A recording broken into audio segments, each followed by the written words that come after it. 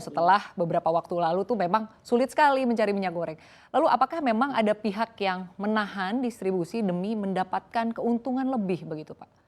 Karena harganya memang Ya, demikian tinggi sekali itu begitu. bisa dimakridokin ya.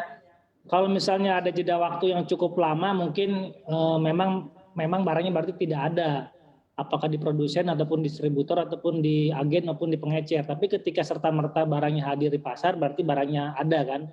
Berarti ada pihak-pihak yang menahan pasokan seperti itu. Nah, pertanyaannya di mana pasokan tersebut tertahan? Apakah di level produsen, distributor, agen atau di pengecer? Nah, itu aja yang sedang kami cari, sedang kami dalami. Nah, namun demikian dari perilaku pasar ada yang menariknya itu kan masing-masing produsen serta merta juga menggelontorkan produk-produknya ke pasar kompak gitu ya. Bukan satu Iya, dua produsen saja, ini iya. pemain-pemain besar minyak goreng kompak menggelontorkan pasarnya pasca HET dicabut, tidak menunggu waktu begitu lama. Nah, ini yang juga yang kami selalu katakan, inilah membuat sinyal kartel itu semakin kuat karena mereka kompak ya, seperti adanya koordinasi di antara mereka gitu. Ya, berarti kalau begitu memang ada pemain besar dong ya Pak ya yang sengaja menahan begitu minyak goreng untuk berada di pasar. Ya. Ya, kalau pemain besar atau kecil atau menengah ya bisa jadi semuanya terlibat. Tapi yang perlu dipahami ini kan kasus minyak goreng ini kan bukan kasus per wilayah tertentu saja ya. Iya, Ini merata dari Sabang sampai Merauke, kasusnya sama seperti itu. Nah, kalau pemainnya cuma level kecil tentunya nggak bisa main di seperti ini. Menengah juga. Distributor kan paling menguasai pasar-pasar tertentu saja dan tertentu saja, tidak mungkin di seluruh Indonesia. Nah, ini iya. ketika di seluruh Indonesia polanya sama, akan terjadi kelangkaan, terus terjadi kenaikan harga, ini berarti ada kekompakan ya, berarti kekompakan yang bisa bermain di level nasional. Nah, tentunya ini pastinya kalau secara kasat mata atau secara logika sederhana ini pasti pemain besar seperti itu. Tapi Iya. lagi-lagi untuk apakah mereka terlibat atau tidak, tentunya ini harus ada pembuktian hukum dan itulah yang sedang dikejar oleh KPP hukum ini. Ya, baik Pak. Lalu selanjutnya apakah pencabutan kebijakan HET dan juga menyerahkan harga kepada sistem pasar ini bisa menjadi solusi bagi masalah minyak goreng begitu Pak? Ya, kan pemerintah ada dua ya kebijakannya ya, artinya membagi dua pasar minyak goreng. Yang Ya, pertama yang pasar curah ya Pak? kemasan, tidak Ya, ada tidak ada HET, yang kedua curah yang ada HET-nya. ya. Tapi dua produk ini kan saling tersubstitusi. Nah, yang terkait yang tidak ada HET, minyak minyak kemas Minyak kemasan ya Pak? ya, yang minyak kemasan itu. Nah, perlu digarisbawahi kalau mekanisme pasar itu akan memberi manfaat bagi produsen maupun konsumen apabila struktur pasarnya sehat.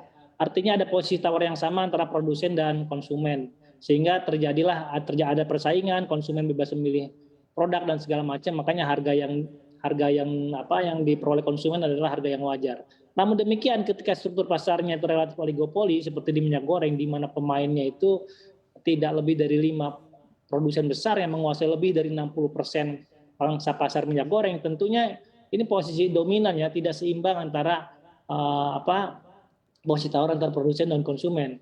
Nah, yang bisa dimaknai harga mekanisme pasar atau keseimbangan baru dari sebuah pasar yang tidak sehat ini adalah bukan harga pasar yang sesungguhnya, ini harga bisa dimaknai harga maksimisasi profit bagi produsen, harga untuk memaksimalkan keuntungan.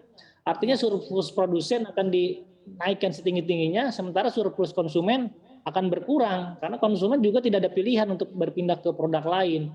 Artinya kan jadi Iya. ini seperti itu ya karakteristiknya. Nah, Jadi mau nggak ini mau mereka beli begitu problemnya ya kan Pak? ya, iya problemnya minyak goreng ini adalah kebutuhan pokok. Nah, harusnya memang kebutuhan pokok ini apabila struktur pasarnya tidak sehat, itu sebaiknya memang tidak terlalu dilepas ke pasar. Ya istilahnya harus ada pengendalian dari pihak pemerintah. Nah, tapi kan pemerintah mengendalikannya sekarang lewat kebijakan di minyak goreng curah yang ada HET-nya. Namun problemnya memang ini lagi-lagi diimplementasi, harus ada pengawalan yang ketat agar produsen juga mau memproduksi minyak curah. Karena kan secara logika bisnis tentunya bagi produsen akan lebih menguntungkan memproduksi minyak kemasan dibanding minyak curah karena minyak kemasan tidak dibatasi harganya, sementara minyak curah dibatasi harganya di level 14.000. Nah, harus dipastikan bahwa produsen memproduksi minyak curah karena selama ini juga produsen-produsen tersebut lebih banyak memproduksi minyak curah, kan konsumsi minyak goreng terbesar kita kan ada di curah sebenarnya. Nah, Ya. ketika produsen sudah memproduksi minyak curah sebagaimana mestinya, nah itu juga harus dikawal sampai ke pasar. Jangan sampai ada dibelokkan untuk kepentingan industri atau dikemas ulang menjadi minyak goreng kemasan atau diselundupkan ke luar negeri. Seperti itu, Mbak.